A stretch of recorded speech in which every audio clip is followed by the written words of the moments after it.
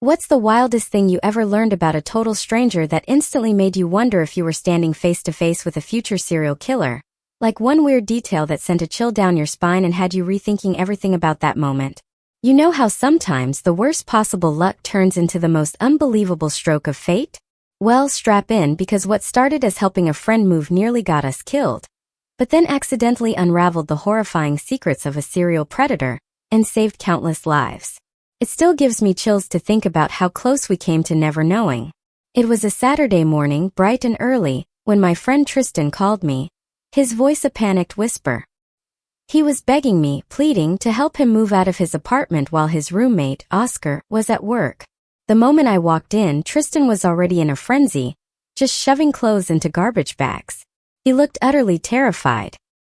He warned me that Oscar had been getting violent, truly unhinged, and the last roommate who tried to leave ended up with a broken jaw. So we moved fast, practically running boxes down to my truck, Tristan constantly checking the parking lot for Oscar's blue sedan, his eyes wide with fear. By 2 in the afternoon, we had most of his bedroom packed.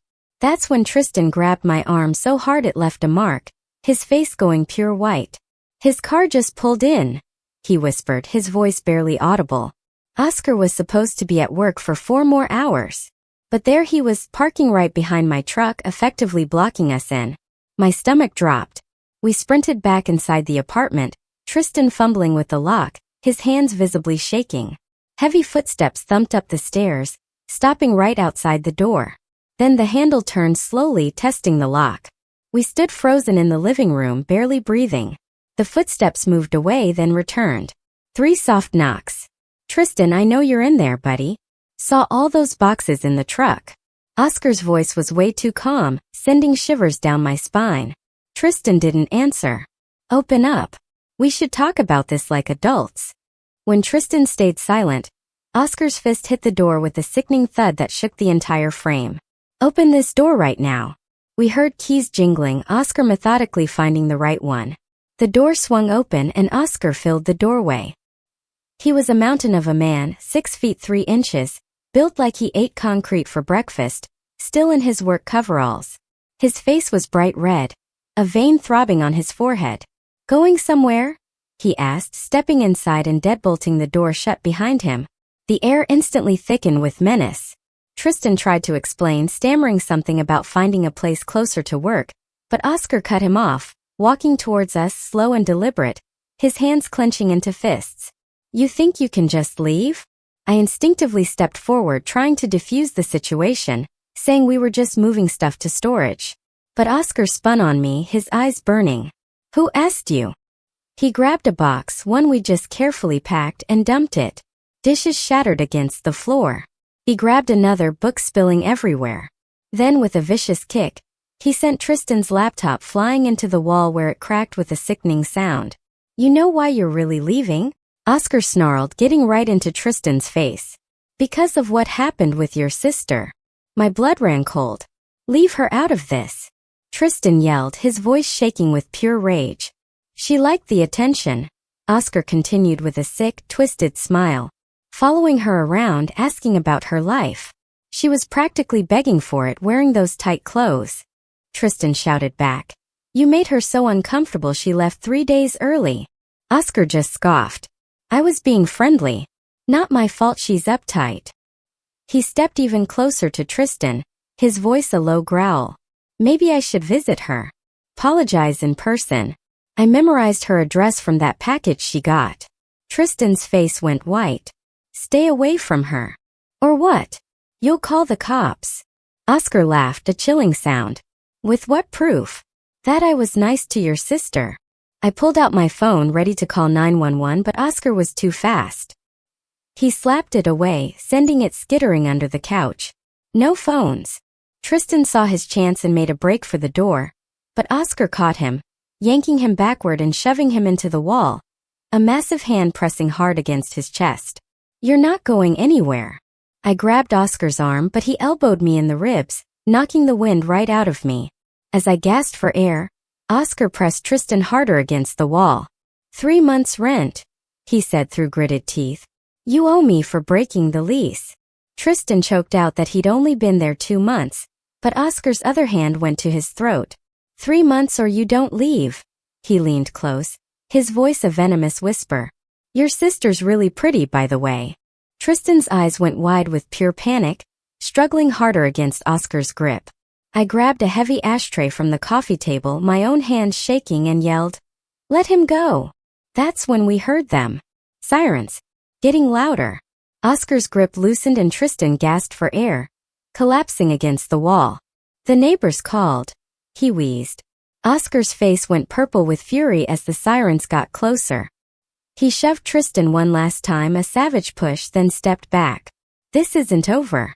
And tell your sister I said hi. The sirens were practically on top of us. Oscar ran out, and we heard his car screech away just as the police arrived.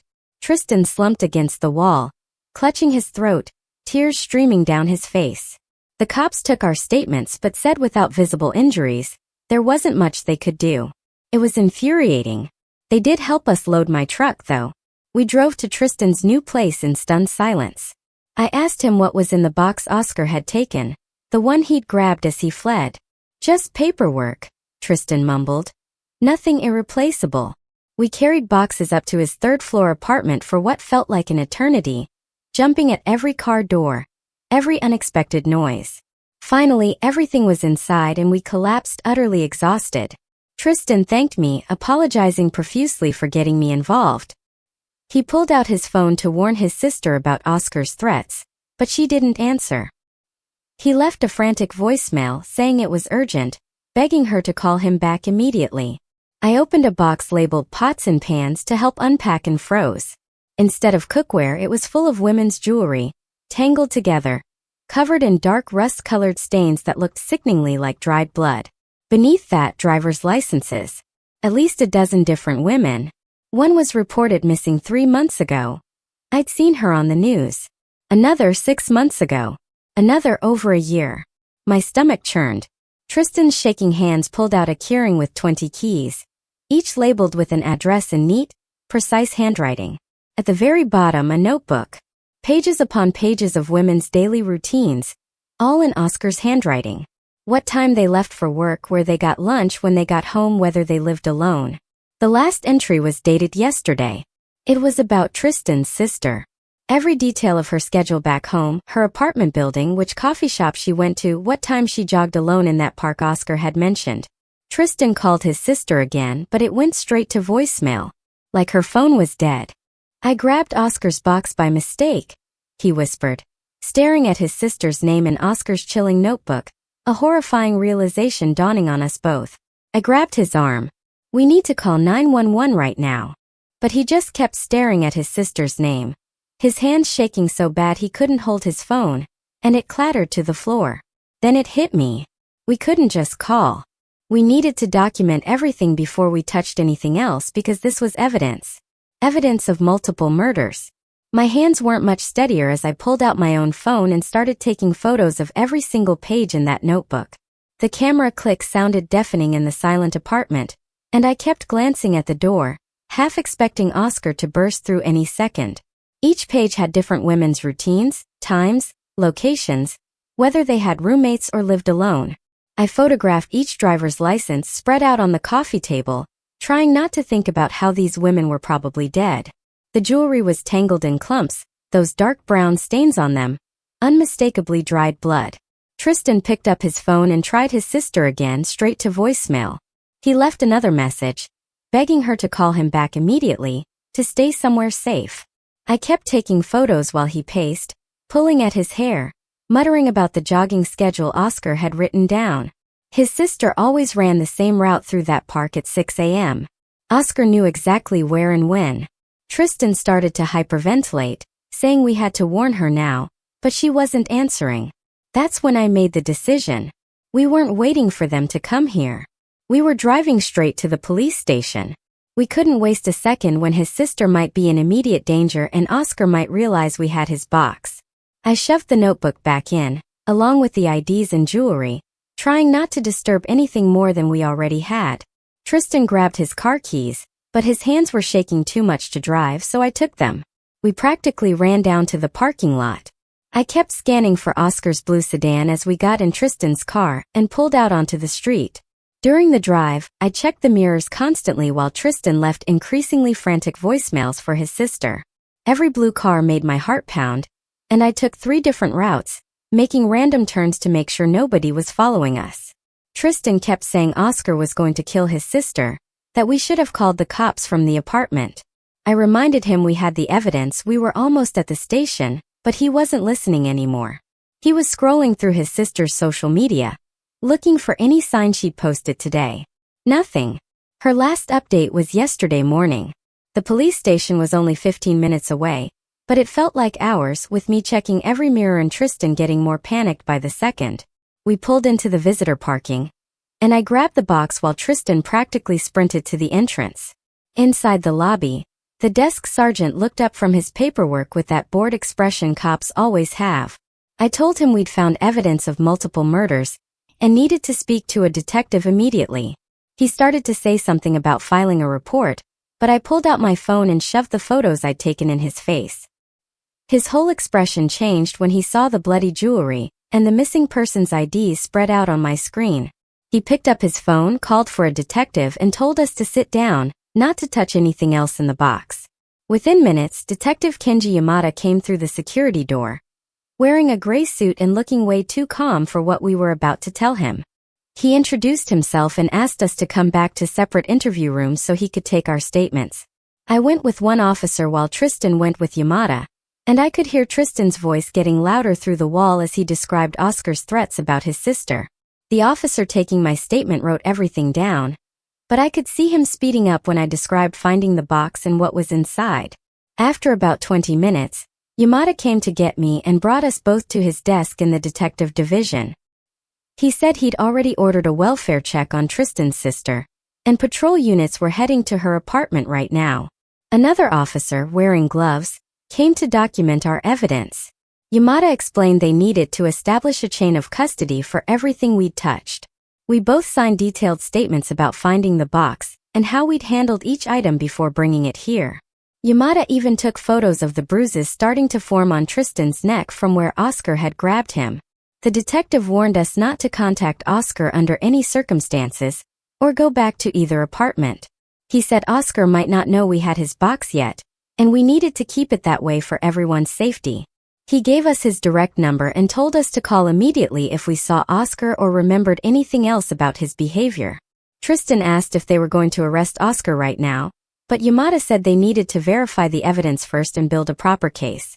I could tell Tristan wanted to argue, but I pulled him aside and said we should let the cops do their job. Yamada said we were free to go, but to stay available and keep our phones on at all times.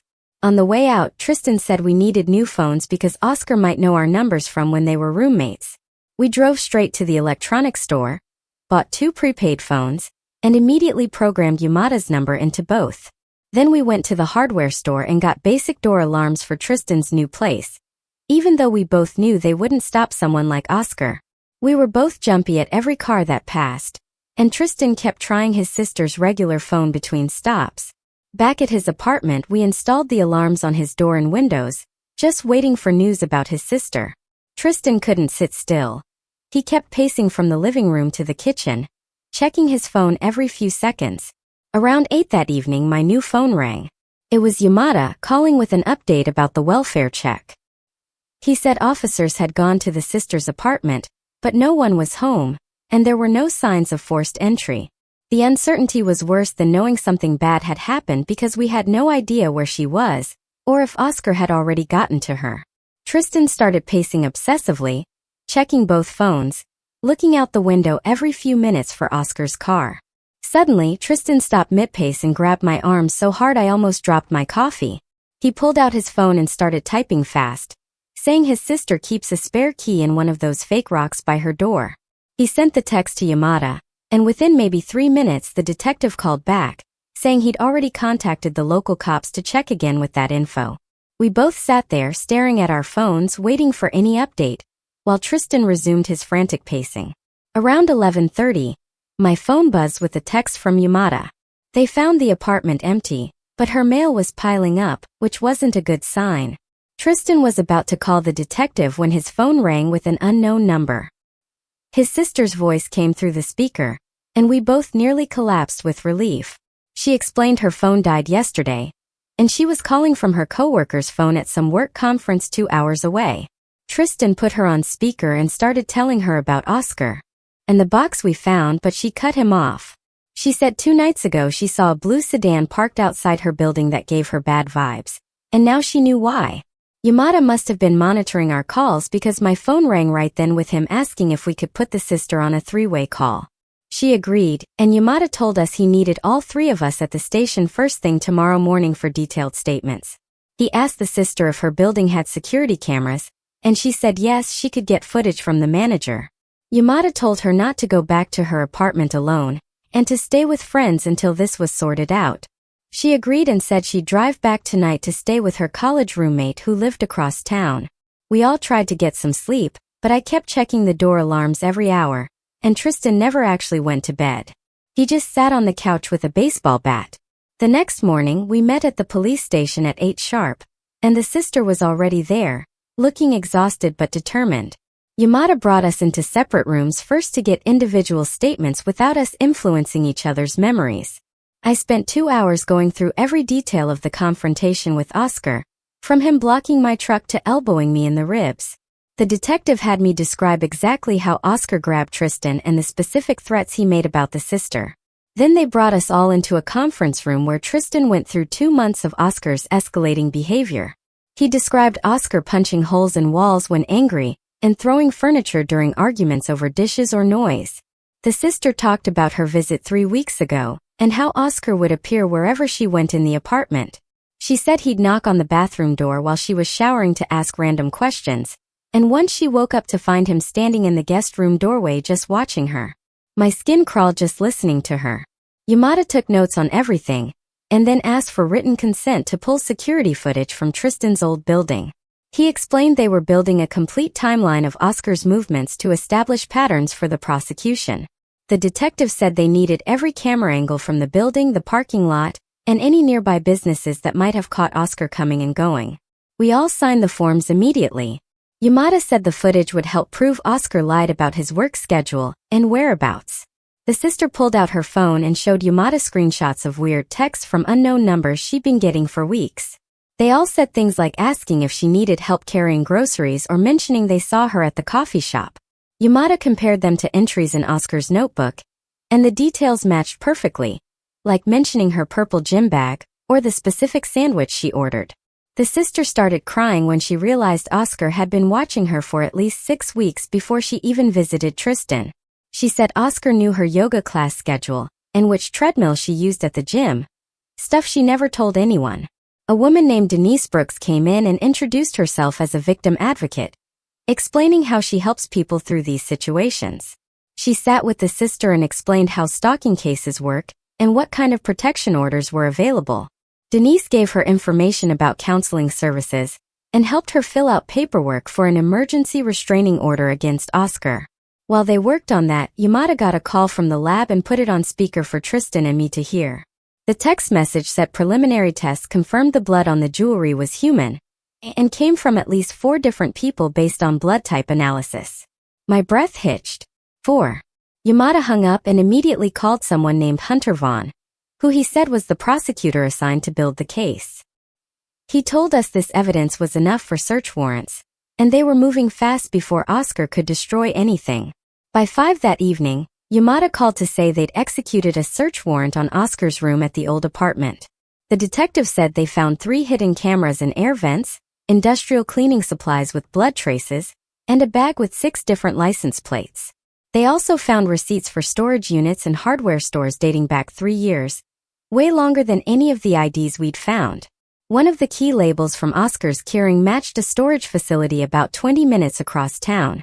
Yamada said he was getting an emergency warrant for that location, but warned it could take a few hours to coordinate with the right judge. He asked me to come back to the station to help map out the other addresses on the keys. I spent the next 3 hours with Yamada, going through city maps and cross-referencing the labeled addresses with missing persons reports. Every address was a ground floor apartment with sliding doors or easily accessible windows, all within a 10-mile circle of Oscar's work. The pattern was so clear that Yamada called in 2 other detectives to start checking those locations immediately. Tristan suddenly stood up from the table and said, "We need to warn every woman in those neighborhoods right now." His hands were shaking as he grabbed for Yamada's phone on the desk. The detective caught his wrist and told him to slow down and think this through. Yamada explained that going public could make Oscar run or destroy evidence we hadn't found yet.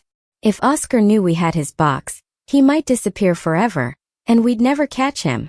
Tristan's face turned red as he argued about innocent women being in danger right now. I understood his panic, but Yamada was right about needing to be smart about this. The detective promised they had units checking those addresses already, and would increase patrols without alerting Oscar. Tristan slumped back in his chair, torn between wanting to scream warnings and knowing it could ruin everything. We sat there for another hour while Yamada coordinated with other precincts about the addresses. Around 8 o'clock that night, Yamada's phone rang with news about the storage unit warrant being approved. He told us to stay at the station while he went with the forensics team to check it out. We waited in that small room, drinking bad coffee and jumping every time someone walked past.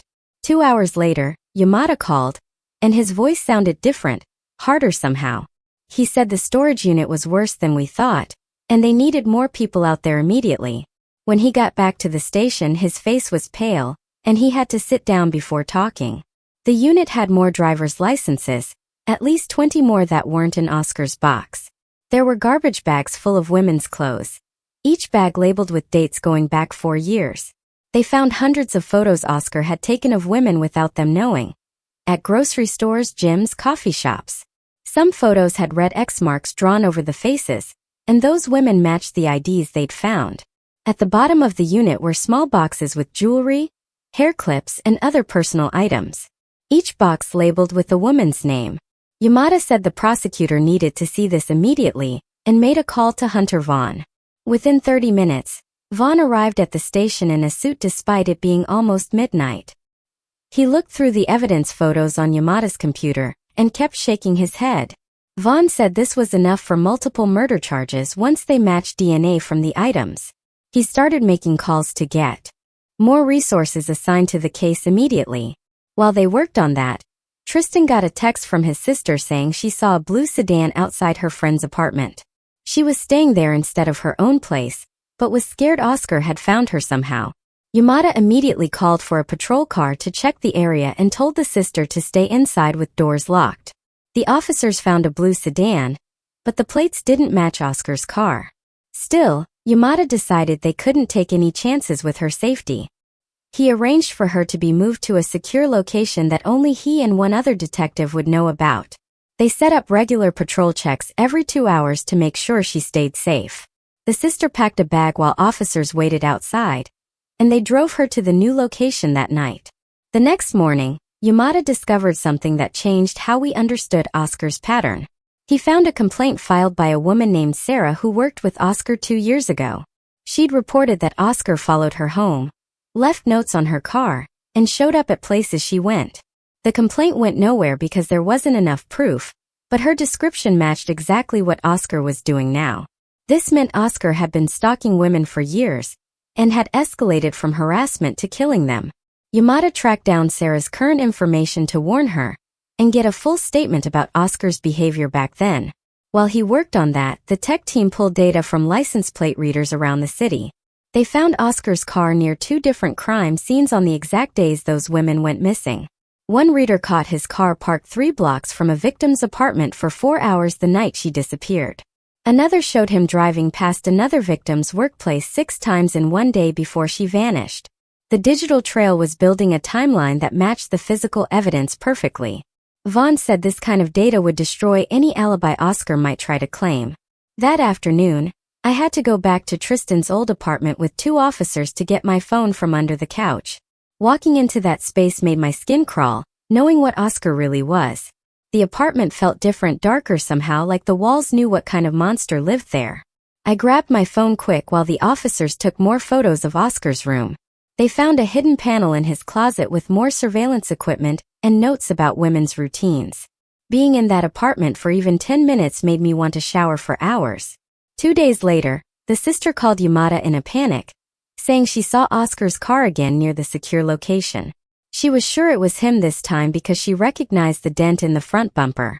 Officers rushed to the area, but the car was already gone when they arrived. Yamada increased her protection and assigned an undercover officer to stay near her building. He also started tracking Oscar's current movements more aggressively through credit card usage and phone pings. The next development came from an unexpected source when a neighbor from Tristan's old building walked into the station. She said she'd seen all the police activity and wanted to share what she'd noticed about Oscar. She described him carrying large garbage bags to his car at 3 or 4 in the morning multiple times. She remembered because her baby would wake up, and she'd see him through her window loading stuff into his trunk. She said Oscar would be gone for hours and come back without the bags. Every detail she shared added another chilling piece to the case Vaughn was building. Then came a huge break when security footage from a coffee shop showed Oscar following one of the missing women. The video was from just 3 days before she vanished and showed Oscar sitting 2 tables away, watching her. When she left, he followed immediately, and street cameras caught him staying 20 feet behind her for 6 blocks. The quality was clear enough to see his face perfectly, and the timestamp matched when the woman's roommate said she never came home. Vaughn said this footage would be devastating for any defense Oscar's lawyer might try. The investigation was moving fast now, with evidence piling up from every direction. Denise Brooks met with us to explain what would happen when this went to trial. She said we'd need to testify about finding the box and the confrontation with Oscar. She coached us on staying calm and sticking to facts without getting emotional on the stand. She'd worked dozens of serial killer cases and knew how defense lawyers tried to discredit witnesses.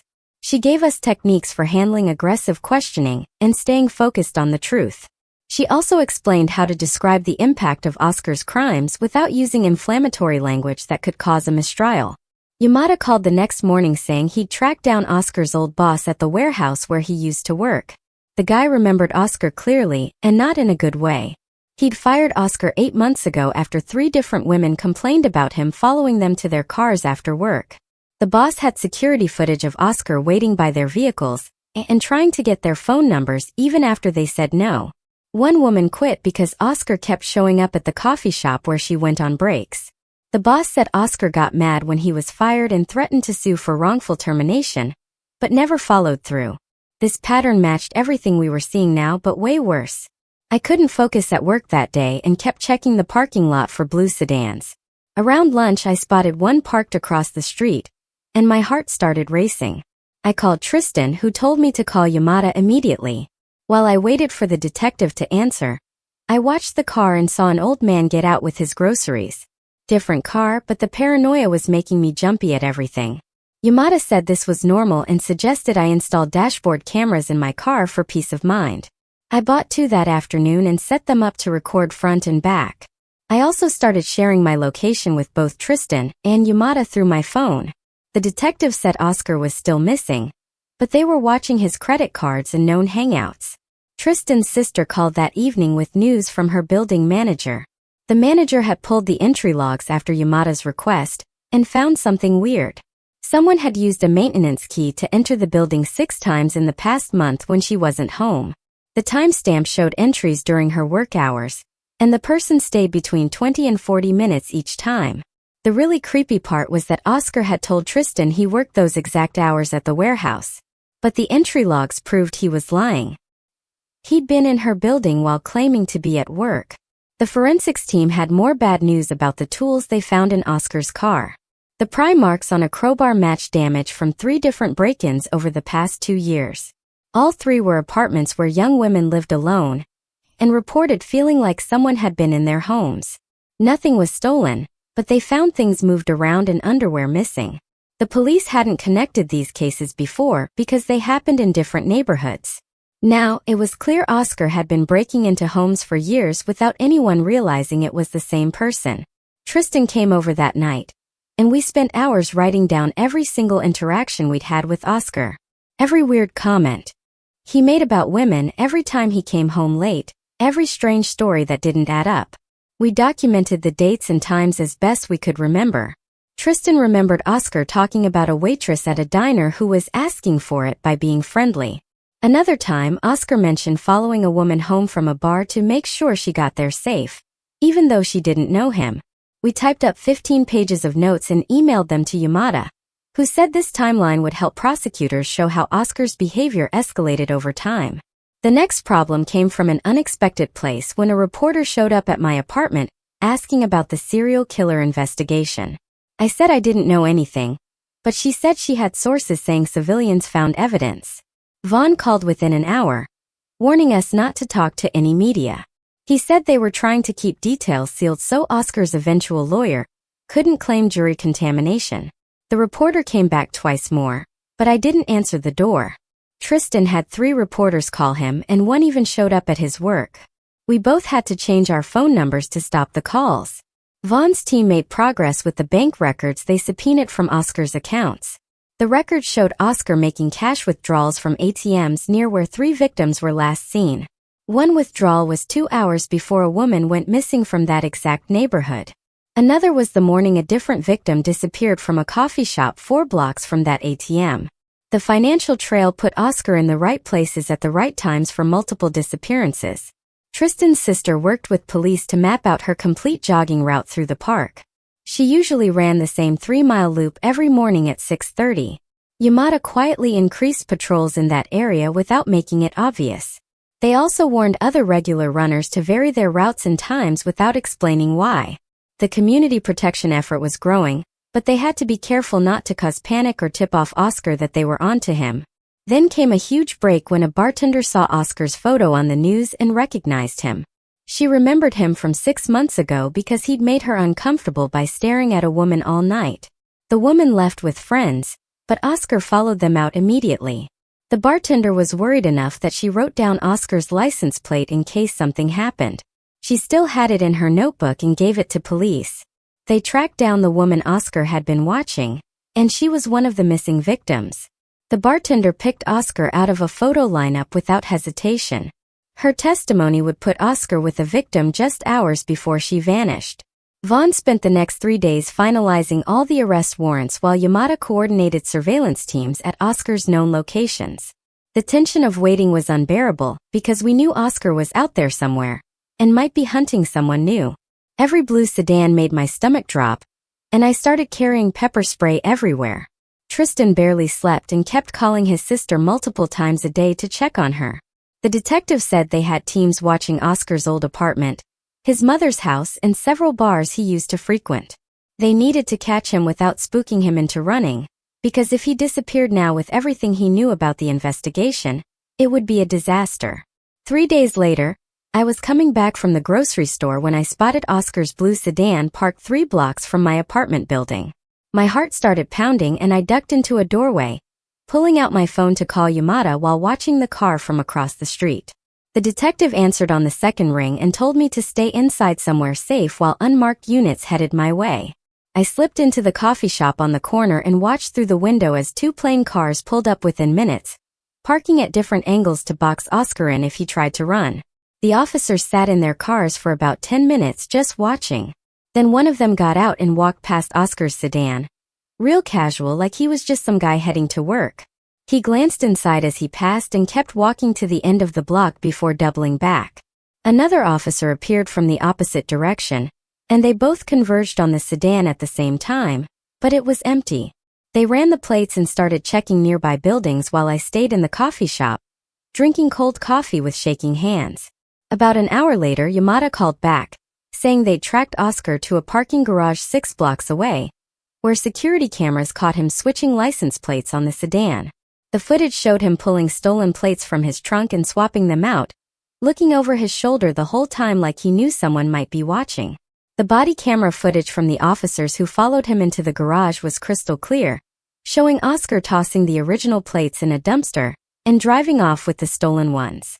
Yamada said this was exactly what they needed to show consciousness of guilt, that Oscar knew police were looking for him and was actively trying to hide. The surveillance team stayed on him for 2 more days, following him to different motels and watching him switch plates 3 more times. Finally, they had enough and moved in when Oscar stopped at a gas station off the highway. 6 patrol cars surrounded him at the pumps, and officers approached with guns drawn, ordering him to put his hands up and step away from the vehicle. Oscar stood there for a long moment, looking at all the cops, then slowly raised his hands and got on his knees without saying a word. They cuffed him, and he just stared straight ahead, not fighting or arguing or anything. One of the officers asked if he understood his rights, and Oscar said the only words he'd say for weeks, asking for his lawyer. Watching the arrest video later at the station brought this weird mix of relief and dread, knowing he was locked up, but also knowing what he'd done to all those women. The search of Oscar's car turned up latex gloves stuffed under the driver's seat with what looked like dried blood on them, plus a printed map with the jogging park circled in red marker. The map had handwritten times along the trail showing when different parts were empty, and the sisters' usual route was traced in pen. There were also binoculars, zip ties, a roll of duct tape, and a hunting knife in a bag in the trunk.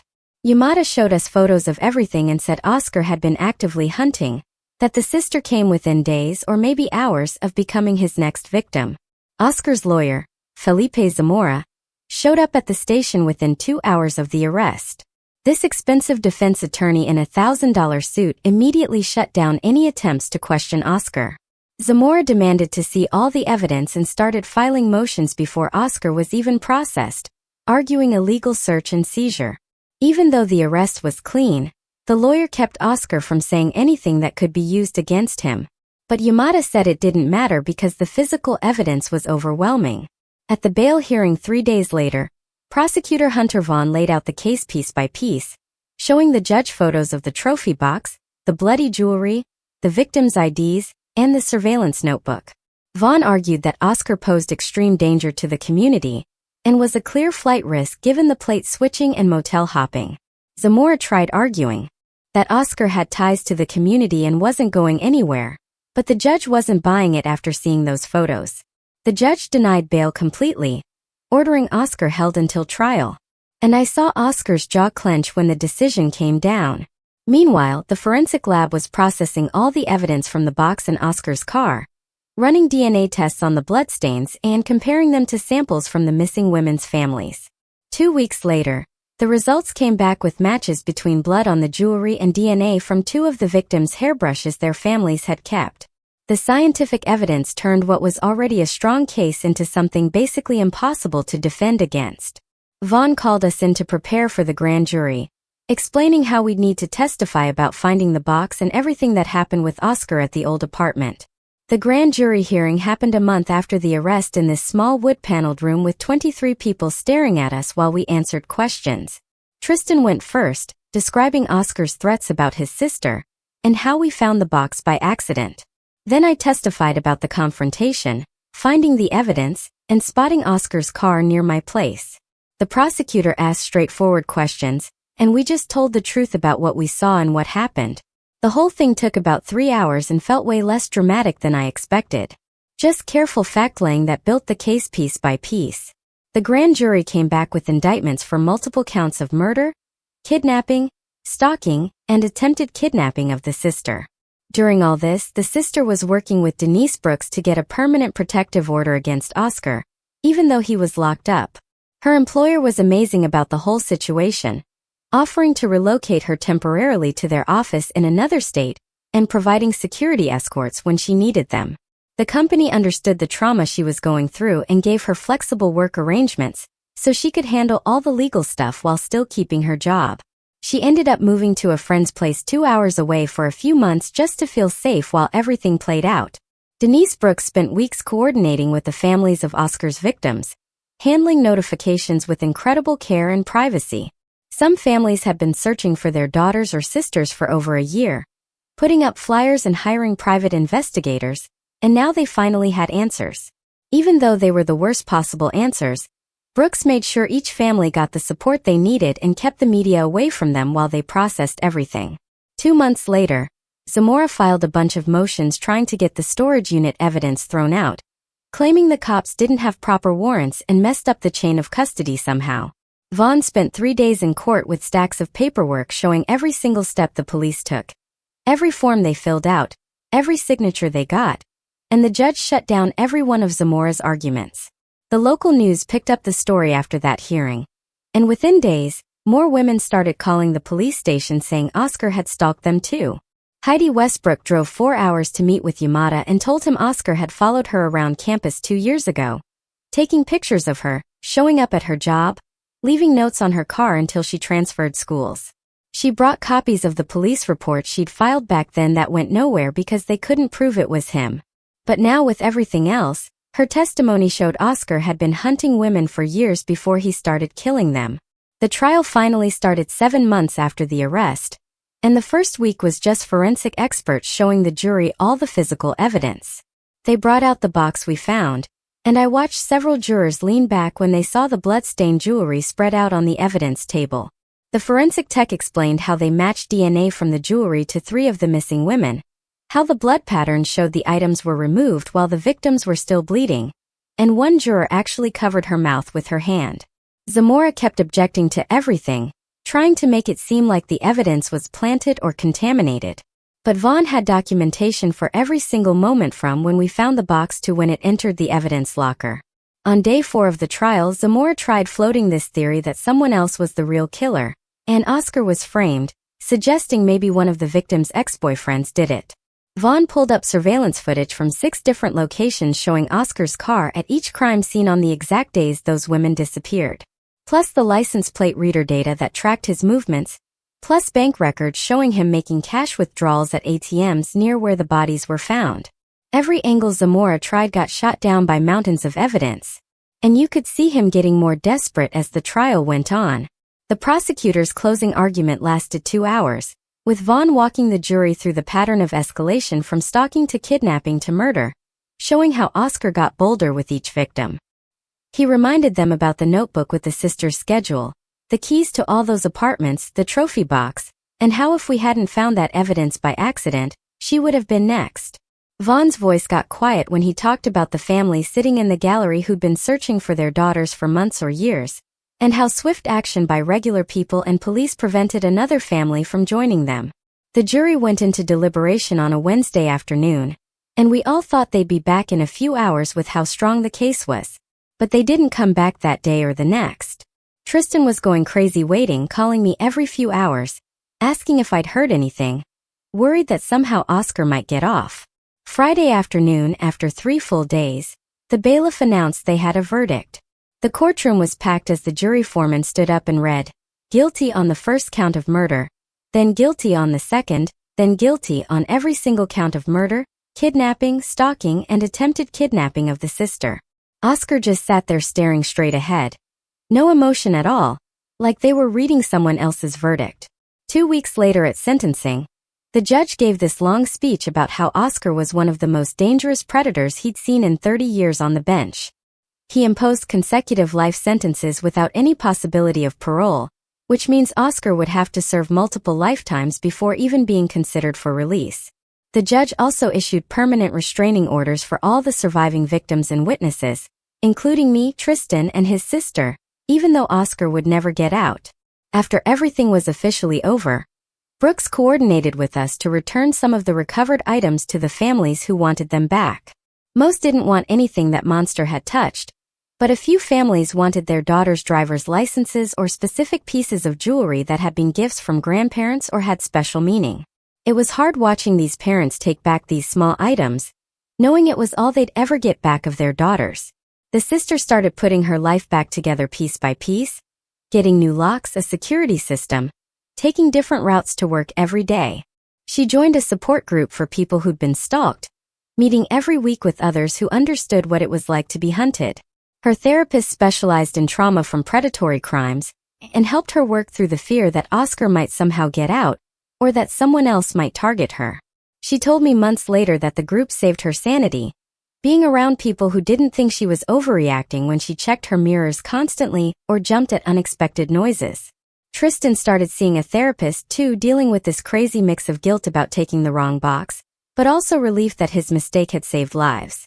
The therapist helped him understand that even though it was an accident, his actions led to Oscar being caught before he could kill again, including his sister. He still had nightmares about what could have happened if we hadn't found that box, if Oscar had gotten to her first. But slowly, he started accepting that we did the right thing with what we found. The whole thing changed how I saw the world. Made me check locks twice and look over my shoulder more. I started carrying pepper spray and installed cameras at my place, stuff I never thought about before. Tristan and his sister and I ended up with this weird bond, texting each other random safety checks and meeting up every few weeks. We'd grab coffee or lunch, not really talking about Oscar, but just making sure everyone was okay. 6 months after the trial ended, Tristan set up a dinner at this Italian place downtown. His sister flew in from her new city where she transferred for work, wanting distance from everything. We sat in a back booth eating pasta and breadsticks. Nobody was really hungry, but we went through the motions. She reached across the table and grabbed my hand, saying she wouldn't be alive if I hadn't acted so fast that day. I told her we all just did what we had to do, but she shook her head and squeezed harder. Tristan raised his glass of water for a toast to surviving, and we clinked glasses without smiling. 3 weeks later, Yamada showed up at my apartment with good news about Oscar's appeals. The detective looked tired but satisfied, explaining how every appeal got shot down by the judges. He said, "Our evidence preservation and quick thinking made the case so solid that Oscar's lawyer had nothing to work with. The consecutive life sentences would stick. No chance of parole ever, and Oscar would die in prison." Yamada thanked us again for acting fast, saying most people would have panicked and contaminated the evidence. I asked if other victims' families got closure, and he nodded, saying several cold cases got solved because of what we found. The sister started jogging again 4 months after that, but never alone anymore. She joined a running group that met 3 mornings a week at the park near her new apartment. I visited once and watched them stretch before their run. 6 women all looking out for each other. She wore bright colors now instead of the gray and black she'd hidden in after everything happened. Her therapist said reclaiming activities Oscar tried to take from her was important for healing. The group knew her story and made sure she never ran the trail alone. Always someone beside her or behind her. She told me it felt good to run again without looking over her shoulder every few seconds. Tristan finally took down the door alarms from his apartment around the same time. They'd been gathering dust in the kitchen drawer for weeks already. Batteries probably dead. He'd met someone at his therapy group, another person dealing with trauma from a violent situation. She understood why he still jumped at sudden noises and checked his locks multiple times. They took things slow, lots of coffee dates and walks in public places before anything more. He showed her the whole case file eventually, and she didn't run away, just held his hand tighter. I watched him relax for the first time in over a year, shoulders finally dropping from his ears. Our phones stopped ringing with case updates.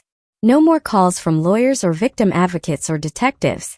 The case was truly done, locked away in filing cabinets and computer databases forever. Sometimes weeks would pass without any of us mentioning Oscar's name, and that felt like progress. We talked about normal stuff instead. Work drama and bad dates and what shows we were watching. Tristan got promoted at his job. His sister adopted a rescue dog and I started dating again. The 3 of us kept our standing monthly lunch date, usually at the same diner near Tristan's office. We'd share fries and complain about traffic and weather. Just 3 friends who happened to share the worst experience of our lives. Nobody else really understood what we went through, so we stuck together even as we built new lives. Looking back at everything now, finding that box felt like the worst luck that turned into the best outcome. Oscar was planning to kill again, had picked his next victim, and we stopped him completely by accident. Grabbing the wrong box saved Tristan's sister, and probably other women Oscar was watching. The evidence was so overwhelming that justice actually worked for once, and a monster got locked away forever. Everyone who needed to heal got the chance to do it safely, knowing Oscar couldn't hurt anyone else. We all found different ways to move forward, some faster than others. But we all made it through. The nightmares faded, the jumping at shadows stopped, and life started feeling normal again. I still think about those women whose IDs we found, their families finally getting answers after so long. What started as helping a friend move turned into stopping a serial killer and saving lives, completely by accident, but with perfect, terrifying timing.